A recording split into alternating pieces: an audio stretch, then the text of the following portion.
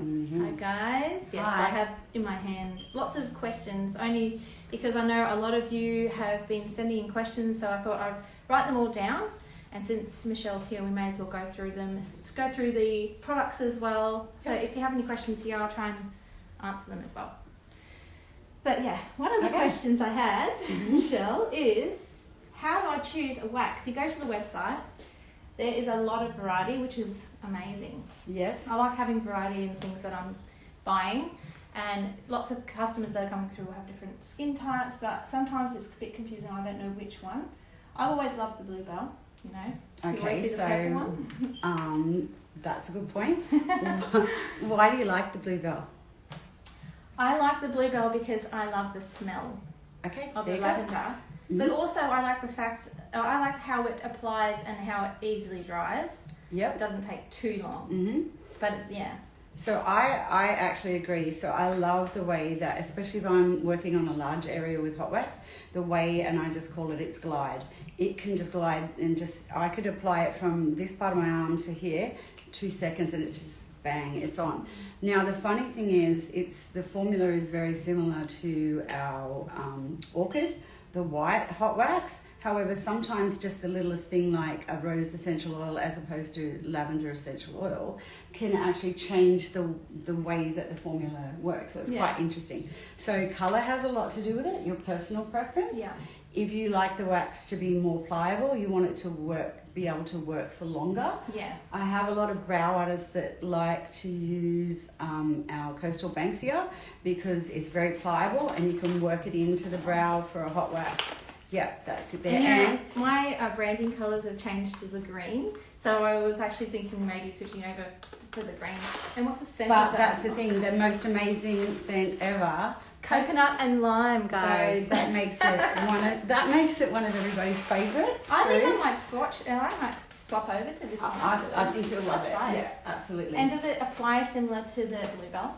No, it's not going to set up as fast, and it applies beautifully. Don't get me wrong, but it's a more workable wax. Yeah, you've got more time to work with it. So a lot of people, when they're learning to wax like that, it doesn't set up too fast. Yeah, I was going to say, great for someone learning. Yeah, absolutely, it is. Also, a lot of people are sensitive to so many things, fragrances, perfumes, things. Yeah. So what would be the So importantly for that, we brought out our Cape York Amber, and this is our only one that's colour and fragrance free, but also it's got organic hemp oil, so it's amazing on the skin. This is a beautiful wax to work with for brows. It's one of my top favourites, and it goes on very, very thin. It almost looks like strip wax when you're using it. It's very strong. It's just beautiful. One of my top faves. So it looks almost clear when you're applying it? Yeah, that's nice. Yeah, it's beautiful. Fragrance free, Yep. contains hemp oil. Yeah, so It's very good for the skin. amazing for your skin. Yeah. So then we have, to go to something different, then we've got our Waratah, which is strawberry. This is a really pretty wax as well. It's got micro in it, so it has that little shimmer to it.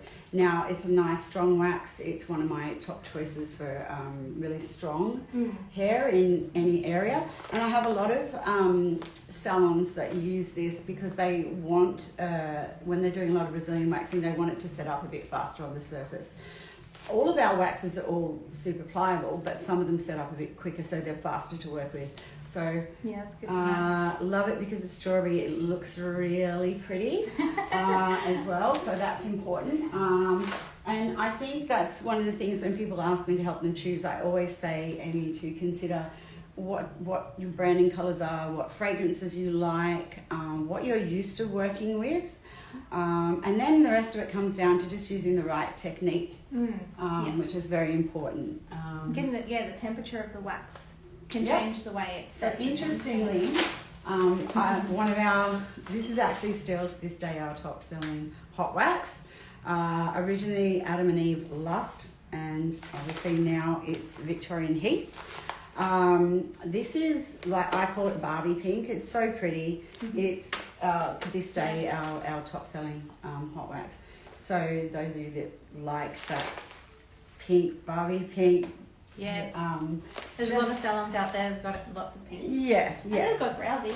And That's all. well, this is Right. pink on another level. Yes, we're not going to forget this. So this is hot pink. It's pretty. It's glittery. Browsy was brought out specifically for brows, and there's a strip wax that goes with it as well. Amazing to work with. Smell is jasmine. Some people like it, some people don't. I think it's a nice strong smell and it's pretty. Nice with the salon. Yeah, a big seller in the UK for all our brow artists. Yeah, no. And Orchid is the other one that we sell a lot of, the Orchid and the Bluebell as well. But Yeah. also, can you blend them? Oh. Or is that a no-go? 'Cause I don't know if any of you guys blend waxes, but I've learnt today that some wax is okay, some not. So this is really interesting, Amy, because I'm an experimenter and I worked for Jack's Wax for 20 years, so I'm allowed to. yeah. No, but look, for example, okay, if we were going to mix this and Yeah. fail, these two, which Amy has kind of done a little bit, these formulas are almost identical: rose essential oil and lavender essential oil. So you know what? If you're going to mix them together and you're loving it, Yeah. then that's okay. I know it works really good. I wouldn't start mixing and testing it on just people. Yeah. But another popular mix, actually, I had salons doing for years, Yeah. were these two. Oh. Two different pinks. Works really well. And what they were doing is looking for a wax that's set up a bit faster, and that was this. And then your old traditional, beautiful, pliable, soft wax together.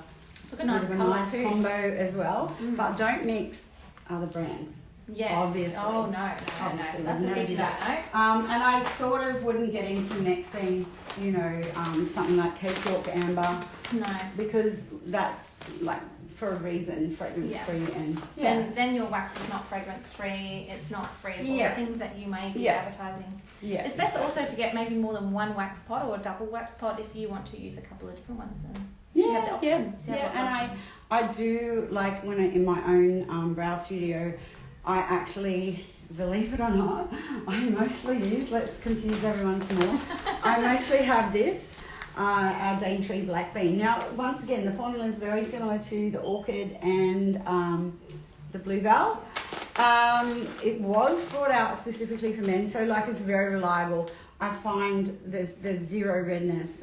It's really strong but yet gentle to use as well.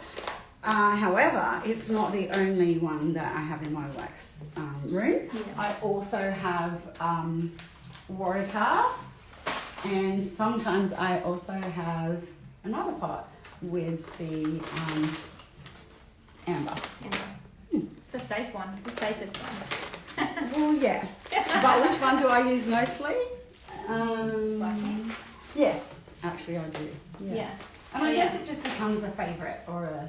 Yeah, like the Bluebell for me. Yeah. It's my favourite. Yeah. But I'm definitely going to switch over to this one. Also, I want to see if my clients, notice the difference in smell. Yeah. Because this is coconut and lime. Everybody loves that. I've Yeah. never met anyone that doesn't like Yeah, it. it'll be lovely. Like, I might Yeah. get some more comments. And all of those things are nice because if they go to a different salon, maybe they Yeah. don't have much of a nice smell to their products. Yeah, I think it's important for sure. Yeah. And also the vanilla lotions are the best. And I use those for massaging. And I do pressure point massage when I Yeah, do the waxing. that's really nice. Yeah. Which is really good soft touch. What other questions do we have? The two most strongest waxes on the market. Have we gone through that kind of? The two strongest ones? Yeah, look, So, strongest when you talk about waxes for strength. or is it for strong I hands? always talk about what your client base is as well. Yeah. So I do find that as a hot wax, Sydney Waratah is very, very strong. Yeah. Slightly stronger is the Cape York Amber, but spreads on a lot thinner, so a little bit trickier for someone inexperienced to use. Whereas this easy to use. Is it a little bit harder to get a lip on the wax because it is thinner? Yeah, and it's Okay. just a little bit harder to work with because it's basically applied and then it's sort of, Yeah. as much as it's still pliable, it's you've got to be fast. You've got Yeah, to, okay. I think for beginners, like, it could be a bit tricky, but then again, maybe not. If they've got the right instructor, right they've got the right trainers. trainer. I was going to say. Yeah, don't, We'll show you the exactly. That's right. Yep. And Yeah. I don't think did we mention waddle? No, we haven't. Okay, so we Waddle's did nice. pick this up at our, because we were looking for a wax that was a little bit, a little slightly different to Victorian heat, and that would be really good for really sensitive, reactive skin. And when I say sensitive, reactive, some people have really sensitive skin, and then others have really reactive skin. People that are going through menopause, for example, their skin, the temperature, the heat of the surface temperature of the skin can be a problem, especially with Brazilian waxing. So we brought out waddle, also a fave. It does become really hard to choose, but I always talk to people about, let's think about what colours you like, how you like to work, and you know what, just try a couple out. Yeah, that's right. You know, you That's can the best way. always contact us and we can get you organised some samples to go out. I've got a few samples of the bluebell still. Yeah. So I've got samples of the bluebell. If anyone wants to try that one as well, I can send it out to you in your next order, which I've done. Some of you have got it already. I sent some off to America yesterday. Oh my Yeah, goodness. a lady was buying semi-permanent mascara and I put in the Wow. sample, so I'm looking forward to seeing her try that. Yeah. The other question I have is consultation questions. Yeah. Because a lot of people don't do consultations just because, it's just waxing, but you know, the skin, we've got to talk about the skin, we've got to talk about medications, Mm-hmm. and if there's anything going on in the body, because skin's Yeah. going to react. Yeah, No. so in our training manual we have, and I think it's at least a full page long. Yeah. It could be even longer, of a list, and it's not something that you have to go through every time, but it's something that you have on file, and then you can just ask them some questions. You get to know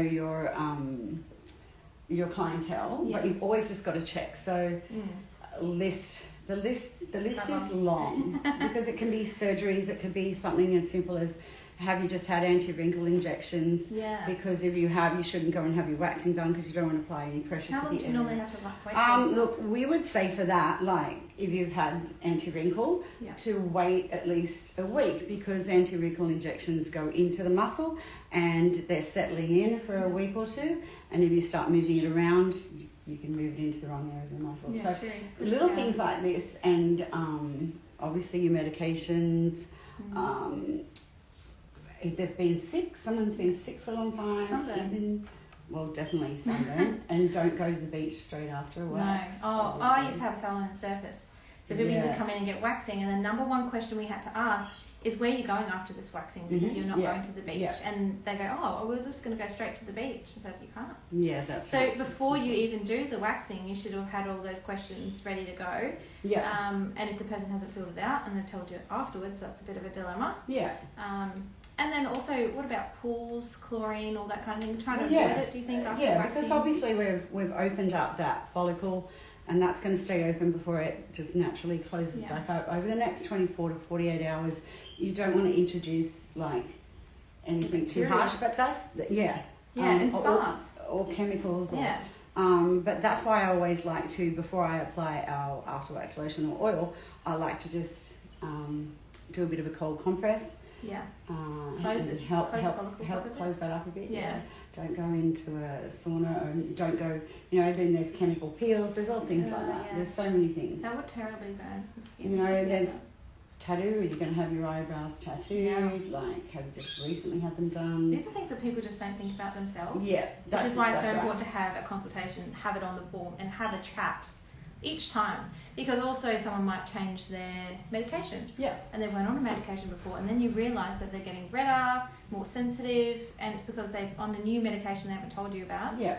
So that's really important. Just say, has anything changed on the consultation form that you need to let me know about? No? Okay, that's great. And then And just be aware. Like, there's lots of, skin type of antibiotics that people. yeah. people think about Roaccutane straight up, but there's also, things like doxycycline and that could make you sensitive to waxing, that is commonly prescribed for, skin issues. Yeah. Yeah. Learn something new every day. There you go. What else is there here? When not to wax, I've got here. When should you not wax at all? Obvious things are not scarring, but the sunburn is the obvious thing. Open wounds, obvious thing. Yeah. When people have acne and pimples, and they can be blistering on an open.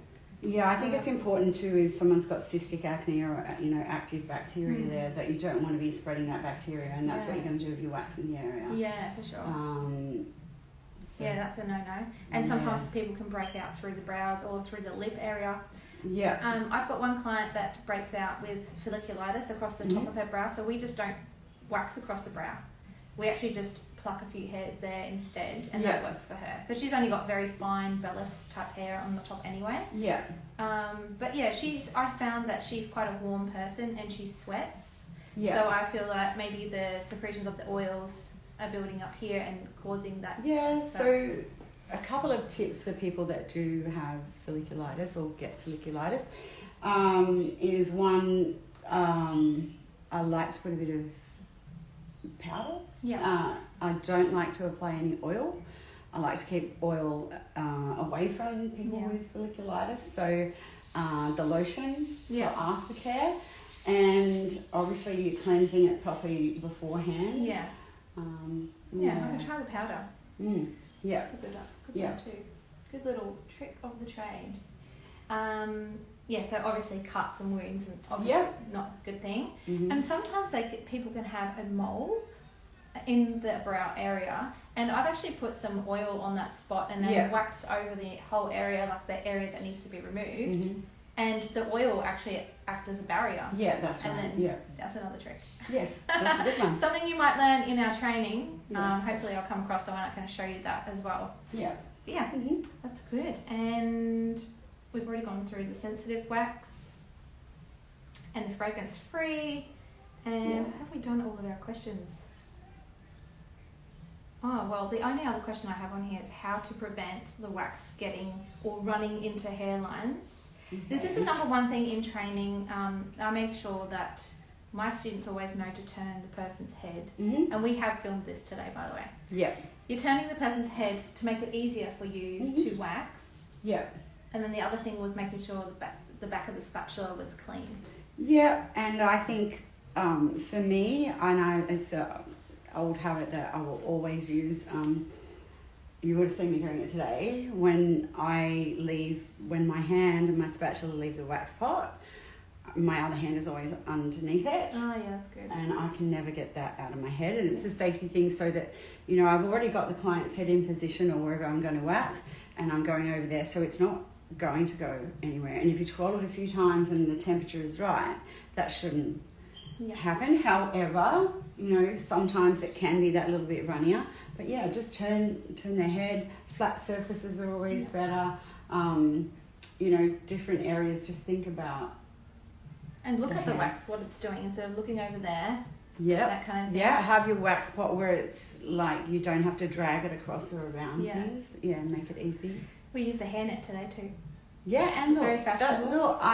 Seriously, I've done things where I've actually had wax on my glove that I didn't know about from me putting it into the wax pot, and then I've leaned over and the wax on my glove has actually got a little bit in their hair. I think everyone's done it in their lifetime. Yeah. I've had wax drip into a person's hair by accident. Yep. So what do you do? Well, the person didn't really. It was the tiniest little bit. So lucky. The person didn't even know that the wax had dripped in. So I just applied some wax remover and just worked it into the hair, and it came straight out. It slipped out without her even knowing. Oil actually breaks down wax. So the orange oil or whichever oil that's you've exactly got. what I used. No, it doesn't have any. Don't use wax solvent, but oil. I mean, if you drop it across their brow, which I've seen some students do before, basically what I do is some warm compress, warm it up, and then just with a bit of light friction, rub the oil. Because the oil will break down the wax. Are they going to lose maybe a hair or two? Yeah. Perhaps. But better than what some people do is they've dropped it on the brow and just immediately go to rip it off. So that's a no. But if you get a bigger amount of wax in the hair, then you're just going to have to tell your client that you have a little bit of wax in the hair and that you have a product that will remove it and break it down without damaging their hairline, because they're going to be freaking out. Some clients are okay and they're chill about it, like, yeah, you know what some you're people doing. will just go pull it out or something. Yes. Yeah. One of my horror stories. I got more horror stories for you. I'm not telling any of mine. I've been in the industry too long. I start telling some horror stories. There's a few. Yeah. But yeah, I think we've gone through the range here, which is great. And also spatulas. I mean, I have all sizes in my kit. Yeah, I think it's but I'm important. using them. Yeah. But I think the spatulas, the skinny spatulas, I find are best for small areas like the brows. Yeah. Because you can sit them quite flat, sit the wax quite flat to the brow line, Yeah. pressing down. And if you are worried about getting too close to the brow, we filmed today how we can apply the wax a little bit further forward, but then pressing down and spreading it into the brow to get those hairs that you want. So we have a few tricks of the trade, but definitely the skinny, smaller brow beaters are my favourite. Yeah, they're my favourite. And using both ends as well, so don't double dip. But I use tissues normally to wrap around the spatula and then use the other end and then chuck it in the bin. You just use it as much as you can, which is one dip per side.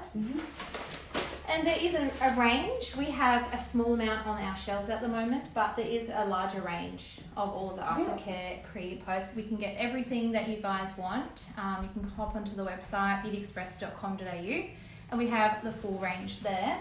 If there's anything that you see that we don't have, of course, just let us know. We'll make sure we get it in for you. But we look forward to seeing you in our training. Don't miss out. If you've been wanting to learn, we did brows, lips, chin, underarm, legs today. If you want to go through those applications and improve your menu, waxing doesn't cost much money at all, and you can make a lot of money from waxing. And at the end of the day, your client wants to come to you for as many services as possible, otherwise they'll have to go down the road, go to different salons, and then you might not be able to do a service, and then they start getting other things done because they couldn't book in with you. So the more things you can do, the more things you put on your menu that go well together, like waxing brows, lips, underarms, and get their lashes done by you, and you expanding your menu, they're going to come to you for everything. Which is great. Thank you for tuning in. Thanks, everyone. If you have any questions, you can write them in the comments of any of our live videos, and we look forward to talking to you again soon. Ciao. Bye. Hi guys. Yes, Hi. I have in my hand lots of questions, only because I know a lot of you have been sending in questions, so I thought I'd write them all down, and since Michelle's here, we may as well go through